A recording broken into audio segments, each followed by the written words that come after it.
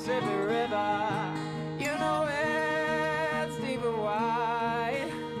I can stare right here, see my babe from the other side. Hey, if you could help me get to my car. You can't drive with that. This is a lovely movie, and it's listed as a drama, but it's as much of a romance and maybe even a bit of a musical too. Talk a little bit about the romance in the movie, if you would, for me.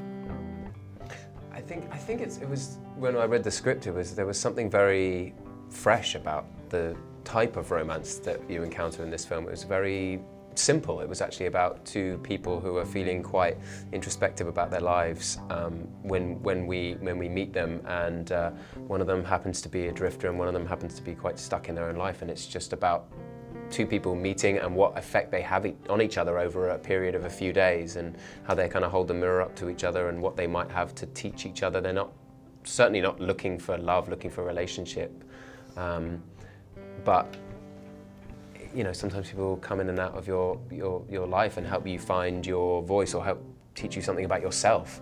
And I thought that there was a kind of a purity to that, which was interesting. I struggled to find cliches in the story, and that was what I found interesting about it. And Jackie too, so no cliches. I mean, she's not particularly trepidatious about this young man. Or fearful, which I thought was interesting. I think when she first sees him on the street, busking, there's something about him that she innately trusts, that she is intrigued by and curious about, and I think it's the music he's singing, the way he's singing it, and just his sort of quiet nature or something. When she sort of talks to him in that moment, he's very, like he's got sort of a peaceful presence or something, a grounded, earthy presence. And then this sort of, by grace, they have this encounter ungracefully when she gets hit by a truck. But, it brings him into her home and then him sort of into her life in this way that changes the course of her life. It changes it for the better. And I think sometimes, and Ben has been saying this, that sometimes you need some outside force to show you perspective, to show you a different option than what you're in, and she's going through something that's very scary and terrifying, and she doesn't know what her next steps are, and she's making a terrible mistake, and he kind of gives her faith. It is a quiet movie. There's silences in this movie, moments where you can see people thinking and considering. Talk a little bit about that, the opportunity to act without necessarily talking all the time, but still being engaged.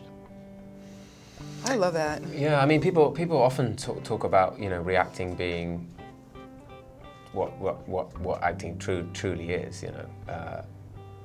I did a movie actually called The Words, in which I barely said anything at all, and it was a very interesting challenge and an interesting exercise.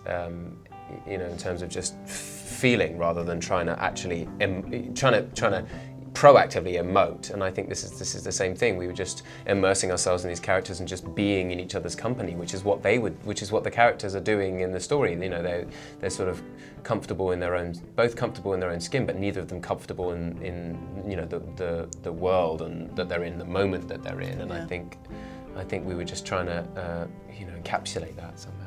Yeah, and I think so often you're sort of rushed through performances where they don't give you, and in life you stop and you think and you listen to somebody and you don't respond just like that. Sometimes you need to think about what they're saying, or you... Especially if you listen to a song. If you're listening to a song, you're not speaking through it and trying to, critique every line. You just allow it to, wash over you, and that's kind of, I mean, I critique every line, but that's just... Makes for a lovely movie. Yeah. But, thank you so much, guys. I appreciate it. Thank you. Cheers. Lovely.